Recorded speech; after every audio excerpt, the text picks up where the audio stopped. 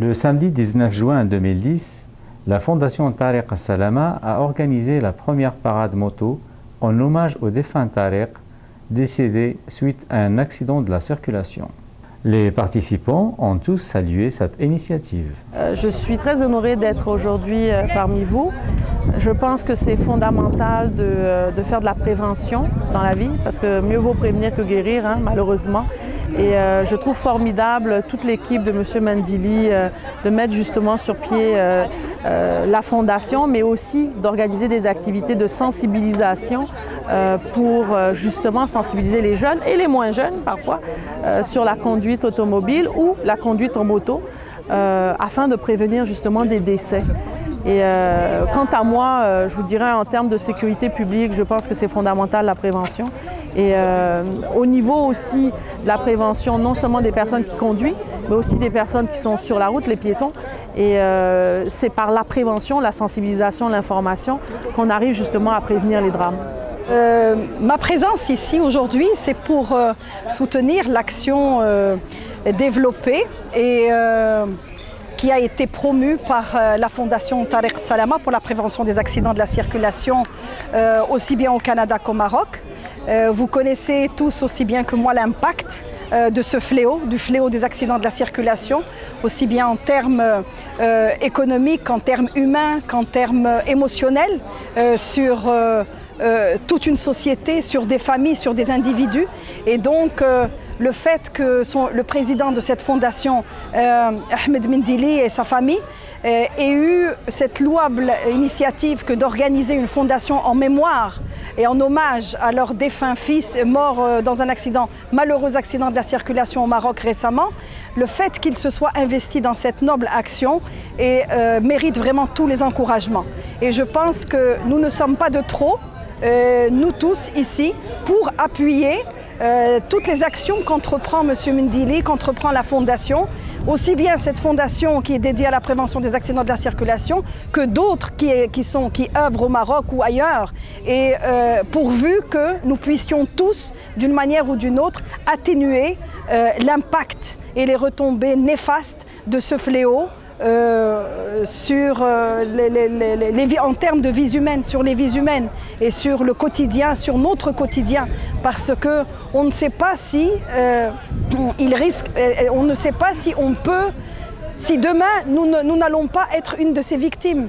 Donc c'est absolument nécessaire que de continuer ces actions de prévention, de sensibilisation, de proximité, de mise en garde, de mise en demeure, précisément au moment où les gens s'apprêtent à partir en vacances, s'apprêtent à regagner le Maroc ou d'autres destinations, et on n'est jamais trop prudent sur les routes. Et donc, le message que s'apprête à lancer M. Mendili aujourd'hui, avec d'autres actions déjà qu'il a entreprises et d'autres actions à venir, mérite, à mon sens, tous les encouragements et tout l'appui, quel qu'il soit, aussi bien moral que matériel. N'importe quelle action de soutien, je pense, trouvera sa place et trouvera sa justification. Bien, je vais vous dire que la première des choses, quand j'ai rencontré M. Mendili, ça a été très touchant, ça a été très intense. Comme on le dit si bien, perdre un enfant, on ne s'entend pas de ça. Et moi, j'ai perdu une fille, pas dans les mêmes circonstances. Donc, ça m'a tout de suite sensibilisée à dire que cette personne a besoin d'aide et je lui apporte mon appui inconditionnel. J'ai aussi avec moi de bons médecins, autant médical et autant juridique, très bons avocats, des spécialistes. C'est des gens qui ont le souci de travailler pour la personne et non l'État, parce que j'ai été chercher des gens, aussi bien en immigration, qui sont maintenant qui sont avocats dans le service privé, fait qu'ils savent qu'est-ce qui s'est passé de l'autre bord, fait qu'ils ne veulent pas appliquer cette manigance, on peut appeler ça. Donc, moi, j'ai ces gens-là, autant les bons médecins, fait que j'ai même les salaires de ceux qui travaillent pour l'organisme, fait que je suis assurée que quand je prends quelqu'un, c'est des gens crédibles et intègres. Parce que sinon, c'est la crédibilité de la Fondation qui est en jeu. C'est un petit peu la mission qu'elle s'est donnée, mais elle est plus large que ça. On touche à beaucoup de choses. On est ici pour souligner un événement très spécial pour Feu Tarek. Tarek Mendili, un très bon ami à moi, je le connais depuis l'âge de 14 ans. Et on a fait nos permis de conduire ensemble de moto, on a eu nos premières motos ensemble. C'était une perte très lourde pour la communauté des motards, des motocyclistes au Québec. Et en tant qu'amis, c'était une grosse perte. Et on espère faire un petit peu de sensibilisation ici pour que les gens soient un petit peu plus conscients des risques des motocyclistes et les chauffeurs de gros camions, de voitures, d'autobus.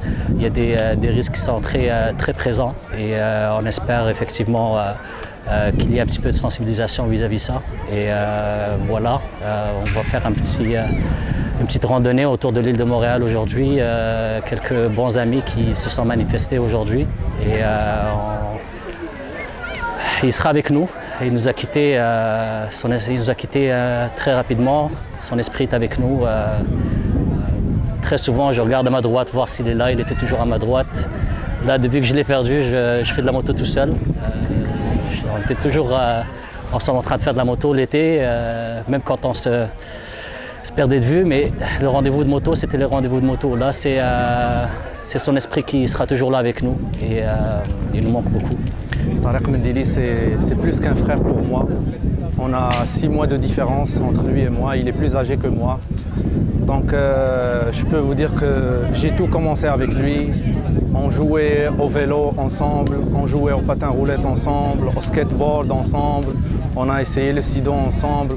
On a fait plein de folies ensemble. Même les motos. Moi, j'ai commencé à conduire les motos avant lui. Donc il a appris un peu les motos avec moi au début, puis après ça, il a commencé à rouler lui ici à Montréal. Donc on a vraiment passé du bon temps ensemble. C'est un gars très sympa, mais on ne peut rien dire. Dieu l'a voulu. Donc Dieu donne, c'est Dieu qui prend. Et on a juste à accepter. Donc aujourd'hui, on s'est rassemblés ici à sa mémoire, puis en même temps pour sensibiliser les gens qui conduisent des motos, des vélos, des voitures ou même à pied, de faire attention car personne n'est à l'abri, il faut toujours faire attention. Je crois que Dieu merci, la mission a été accomplie. Je ne dirais pas à 100%, mais quand même le message est passé. Tarek, c'était mon grand frère, c'était mon ami, c'était mon père, c'était quelqu'un qui me conseillait dans ma vie de tous les jours. On était très proches. Tarek va toujours rester vivant dans notre cœur, surtout dans le mien. C'était mon protecteur. Je me rappelle quand on était enfant, on était toujours un avec l'autre. Il me protégeait toujours à l'école. Quand quelqu'un était méchant avec moi, c'était Tarek, le grand frère, pour me défendre. Donc, il nous manque vraiment beaucoup. Bien, nous, on se rappelle de bons souvenirs de Tarek. Quand il venait à la maison, il disait tout le temps un beau bonjour aux enfants. Les enfants l'appréciaient énormément. Moi, personnellement, je me rappelle des rides de bike que j'ai faites avec. Tarek, on t'a toujours dans notre cœur, puis je te souhaite une bonne fin. Repose-toi. Bye bye.